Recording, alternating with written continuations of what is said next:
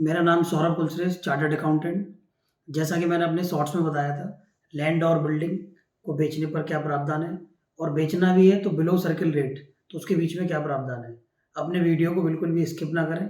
आगे अगर आप पूरी जानकारी लेंगे, एंड तक देखेंगे वीडियो, तो आपको लैंड और बिल्डिंग से रिलेटेड गुड जो भी हम सेल करते हैं प्रॉपर्टी बिलो सर्किल रेट, तो क्या प्रोविजंस हैं, इनसे कैसे बचा जाएगा, इसके बारे में हम आपको आज के वीडियो में बताएंगे। वीडियो अंत तक देखें।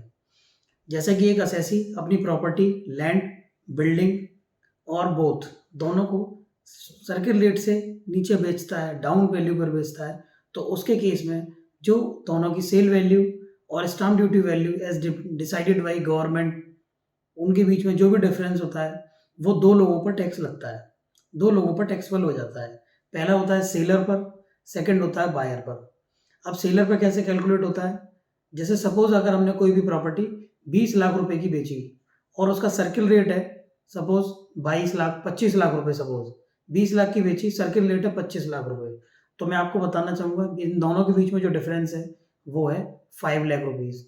Then 5 lakh rupees will be taxable in the hands of seller, and difference 5 lakh rupees and other hand taxable in the hands of buyer under the head of income from other sources। और seller के हाथ में जो taxable होगा वो होगा capital gain में, और बायर के हाथ में जो टैक्सेबल होगा वो होगा इनकम फ्रॉम अदर सोर्सेज में। जैसा कि मैंने अपने शॉर्ट्स में बताया था, एक इनकम टैक्स में यही प्रोविजन है कि दोनों एक अमाउंट पर दो लोगों पर टैक्स लगता है। 5 लाख रुपए पर सेलर के हाथ में भी टैक्स लगा, टैक्स काउंट होगा उस पर, और 5 लाख रुपए पर बायर के हाथ में भी टैक्स काउंट होगा। अब हम इस चीज़ पर नहीं आते हैं सरकार द्वारा इन दोनों के बीच में stamp duty value and sale consideration के बीच में कितना वेरिएशन अलाउ किया गया है। जनरली क्वेश्चन पूछते हैं क्लाइंट्स के साथ, सर हमें दिक्कत है अगर हम अपनी प्रॉपर्टी जो है सर्किल रेट से नीचे बेच रहे हैं और इस सर्किल रेट वहाँ का ज़्यादा है और प्रॉपर्टी हम एक्चुअल में इतने में बेचना चाह रहे हैं, खरीदना चाह रहे हैं, तो क्या करें। तो उस केस में हम बताते हैं जो सर्किल रेट है as per government up to 20% का variation from stamp duty value allow है। उससे ज़्यादा अगर वेरिएशन होगा तो गवर्नमेंट उसे, इनकम टैक्स डिपार्टमेंट उसे अलाउ बिल्कुल भी नहीं करेगा। ये लॉ लाने का कारण ये था, जितने भी रेजिडेंशियल यूनिट्स बेचते हैं, रियल एस्टेट डेवलपर हैं, उनके साथ ये बहुत दिक्कत थी। डेट ऑफ एग्रीमेंट आज साइन होता था, सीएलपी प्लान में बिल्डिंग बना के दी, 3 साल 4 साल 5 साल में प्रॉपर बिल्डिंग बन के लगी, तो बड़ा दिक्कत होती थी। डेट ऑफ एग्रीमेंट के दिन कुछ और वैल्यू, डेट ऑफ सेल के अंदर रजिस्ट्रेशन की डेट पे कोई और वैल्यू।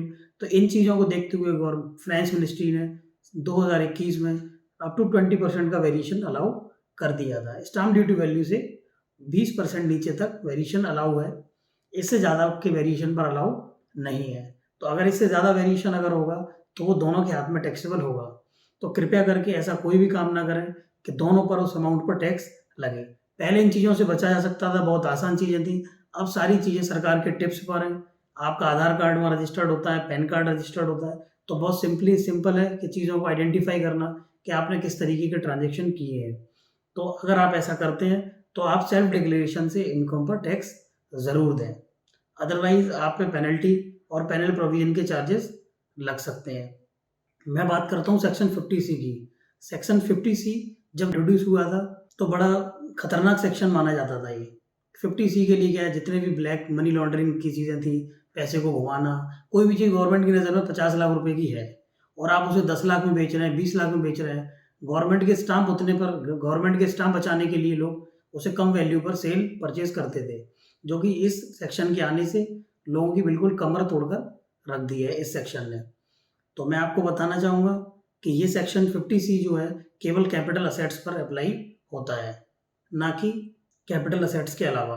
कैपिटल असेट्स की डेफिनेशंस जो है वो जिसमें जो भी आते हैं, लैंड, बिल्डिंग, प्रॉपर्टी, वो सभी पर कैपिटल, ये सेक्शन 50C अप्लाई होता है केवल कैपिटल असेट्स पर, ना कि other than capital assets. Stock in trade है तो सेक्शन 50C अप्लाई नहीं होगा। और अब बात करते हैं बायर की। बायर के हाथ में जो टैक्स लगेगा वो अंडर सेक्शन 56 to 7 लगेगा, और ये इनकम फ्रॉम अदर सोर्स में टैक्सेबल होगा। उसकी नॉर्मल कंप्यूटेशन में इनकम फ्रॉम अदर सोर्सेज में, जैसे हमारे एग्जांपल में 5 लाख रुपए का डिफरेंस था, 5 लाख रुपए को उसकी डायरेक्टली इनकम में ऐड कर दिया जाएगा और स्लैब रेट से जो भी टैक्स लगना होगा वो उस पर टैक्स कंप्यूट होगा। अब कभी-कभी क्या होता है कि हम सपोज़ हमने कोई प्रॉपर्टी परचेज़ की और प्रॉपर्टी जब हमने परचेज़ की, तो पता लगा कि भई उस टाइम तो वहाँ कुछ नहीं था, लेकिन बाद में पता लगा कि वहाँ कुछ जैसे ठेका देसी शराब, बियर के लाइसेंस इश्यू कर दिए गए, तो उस प्रॉपर्टी की सर्किल रेट तो वही रही, लेकिन अगर ह्यूमैनिटी में देखें तो वहाँ पे प्रॉपर्टी की रेट डाउन हो गई। ये ग्राउंड हो सकता है कि आप जो है इस ग्राउंड पे प्रॉपर्टी आपको सर्किल रेट से नीचे मिले, तो उसमें घबराने वाली कोई बात नहीं है। अगर प्रॉपर्टी रियल में अगर आपने एक्चुअल ट्रांज़ैक्शन सर्किल रेट से 20% से भी नीचे किया हुआ है, तो आप रजिस्ट्री करा लीजिए।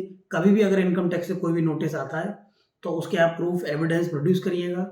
और एक section 55A of income tax act 1961 है, जो हमें जो असेसी को पावर देता है कि वो अपनी वैल्यूएशन ऑफिसर से अगेन वैल्यू करा ले। स्टाम्प ड्यूटी वैल्यू, जो स्टाम्प गवर्नमेंट की स्टाम्प ड्यूटी वैल्यू है, उस पर ना जाकर वैल्यूएशन असेसिंग ऑफिसर को एक एप्लीकेशन देके सेक्शन 55A में वो वैल्यूएशन ऑफिसर से दोबारा वैल्यू करा सकता है। और जो पॉइंट्स मैंने बताए, जैसे वहाँ कुछ चीज़ें ऐसी हो गई, जैसे एग्जांपल शराब का ठेका खुल गया, जुए के अड्डे हैं, इस तरीके का माहौल प्रॉपर्टी खरीदने के बाद जनरेट हुआ, या पहले नहीं था बाद में जनरेट हुआ, तो इस तरह के एविडेंस देंगे तो वैल्यूएशन ऑफिसर जो होगा वो इन चीज़ को कंसीडर करेगा और जो वैल्यू वहाँ की आएगी उसको माना जाएगा। तो इन केसेस में आप एक एप्लीकेशन गवर्नमेंट में इनकम टैक्स डिपार्टमेंट मूव कराकर तो आप इसको बच सकते हैं। घबराने वाली किसी भी तरह की कोई बात नहीं। अगर कोई भी नोटिस आता है, अगर आपने property purchase below circle rate की है, तो आप नॉर्मली इन चीज़ों को बताइए, तो आप जो है इन चीज़ों से बच सकते हैं। जैसा कि मैंने आप 50C और 5627 इन दोनों के बारे में बताया। ये एक अकेला ऐसा प्रोविज़न है जहाँ एक इनकम पर 2 लोग टैक्स देते हैं, और पूरे इनकम टैक्स के लॉ में कहीं पर भी एक इनकम पर 2 जगह टैक्स नहीं लगता।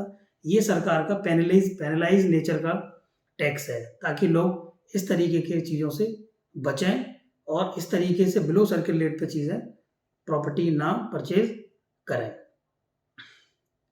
और इसके बचने के उपाय बस यही है, कभी भी आप जो है सेल डीड कराएँ, परचेज़ डीड कराएँ, तो जो प्रॉपर उसके लेखक हैं, राइटर हैं, उन्हीं से ही प्रॉपर कराएँ।